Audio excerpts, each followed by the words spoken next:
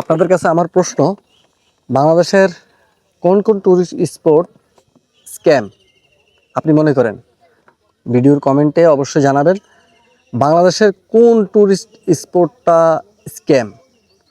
যদি আমি বলি, যদি আমাকে প্রশ্ন করেন যে কোথায়, তাহলে আমি বলবো 1 নম্বরে কেওক্রাডং। কেওক্রাডং আপনার 1 নাম্বার স্ক্যাম। কারণ কি, এখন বর্তমানে বান্দরবনের কয়েকটা স্পটে আপনার স্ক্যাম চলে। আর অন্যান্য জায়গায় অনেকে দেখছি বলে সিলেটও স্ক্যাম হয়, সিলেটের জাফলং, তারপর দিয়ে ওদিকেও বলে।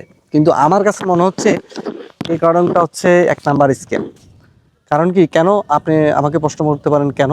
এখানে তারা এমন একটা সিন্ডিকেট সেট আপ করে রাখছে, আপনার পাহাড়িরা, লোকালরা, সেনাবাহিনীর সাথে পুলিশের সাথে আমি কথা বলছি, ওরা আসলে এটা বাধ্য হয়েছে।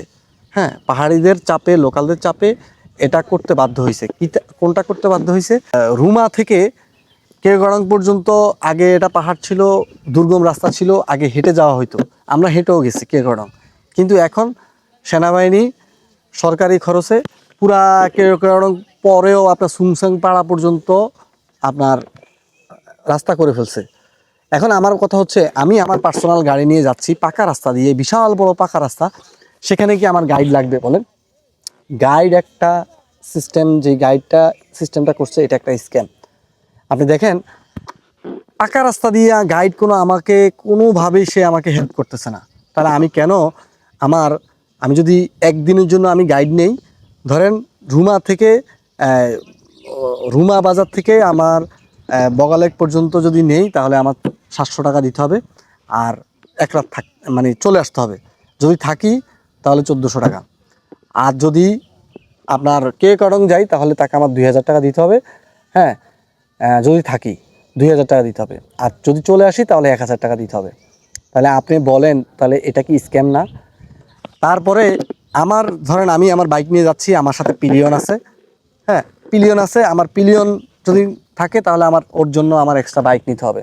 বাইক ভাড়া ওখানে 700 টাকা। হ্যাঁ, তার মানে আমার এই গাইডের পিছনে মানে 3-4 হাজার টাকা আমার খরচ করতে হচ্ছে। তাহলে আমার দেশে আমি ঘুরবো, যদি আমার দেশে আমি ঘুরে আমার এই গাইডটাকে আমি নিয়ে পার নিচ্ছি, মানে ও আমার 2 টাকার কাজের কোনো কাজে আসে না, একদম কাজে আসে না। পুরো একটা জুলুম ট্যুরিস্টদের উপরে করতেছে। আমাদের বাংলাদেশে আমরা একটা ব্যর্থ জাতি। বাইক নিয়ে পাকা রাস্তা দিয়ে, সে আমাকে ডিরেকশন দেওয়ার মতো কিছুই নাই, আমি পাকা রাস্তা ধরে আমি কেওক্রাডং চলে যেতে পারি। তাহলে এখানে আমার কোনো গাইডের প্রয়োজন নাই, না সে আমার কোনো হেল্প করতে পারতেছে, না আমাকে